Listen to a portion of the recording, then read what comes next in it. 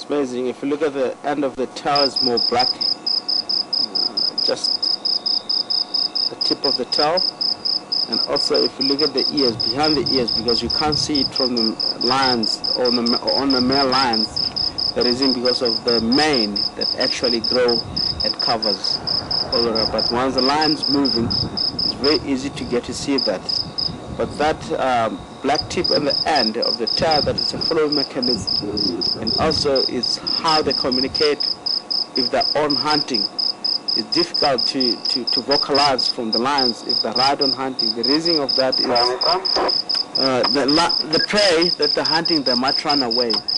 But the tail, movement of the tail on the ground, it really tells that I'm ready into the area. Remember, lions, if it comes to sense of hearing, it's very, very good. They use a very a common sound of a tail that beats on the ground. If beats on the ground is travel, the other line from 100 meters, they can hear that. The other one is ready from other side. By tipping the tail on the ground itself, it really will tell us that the other one's ready is about 100 meters. I'm not more close to that animal. So they communicate easy on that way until they approach the animal. One prod or one line, it has to flash the animal, so the direction of the animal where they're ambushing, waiting for the prey to pass by. So most of the time is how actually they succeed. They take for direction of the animal and really wait for the animal to come. It's how actually they get to kill a lot of animals.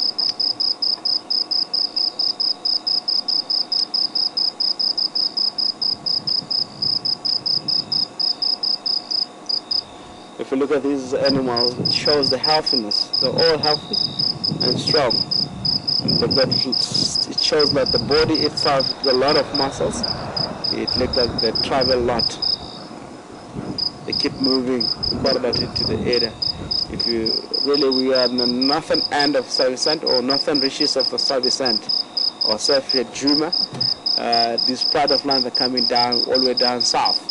So moving south all the way down across Sand River up to here is a distance, and they have a very big area. We don't know from east from here how far they can go.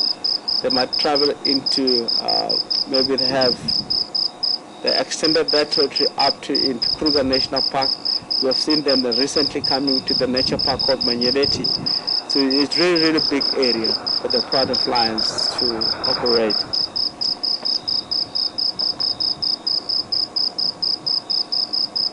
Rexon, I have a question from Elaine.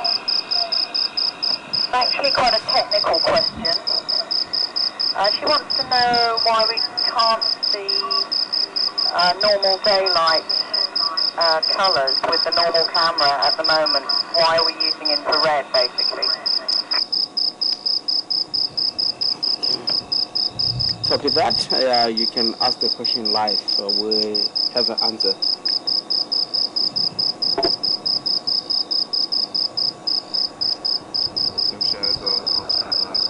Okay. It's a question from Elaine. I believe she's asking why we don't use the normal camera and we use the night camera. It's a very good question, Elaine. Thank you very much.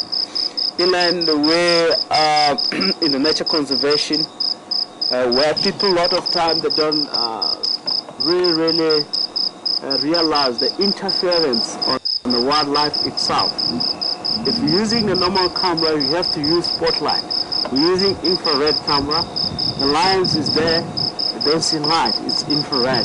We can able to see light and clear without disturbing the lines.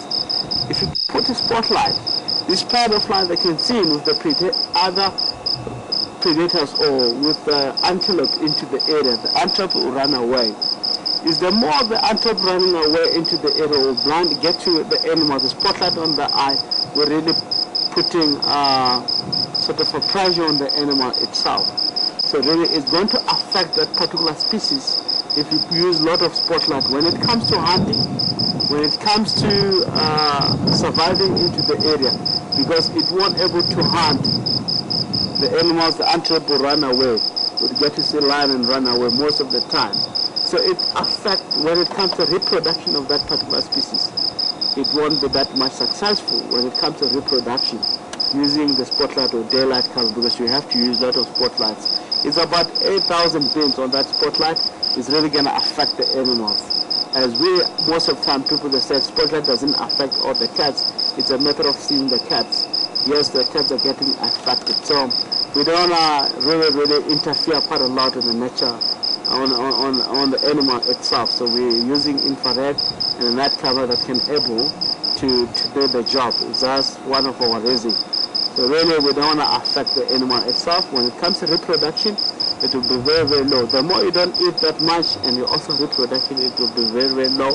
And also this lion might get challenged easily into the area of the other prey, because it can, antelope can keep on running away from them. They won't able to make a kill if you use a spotlight.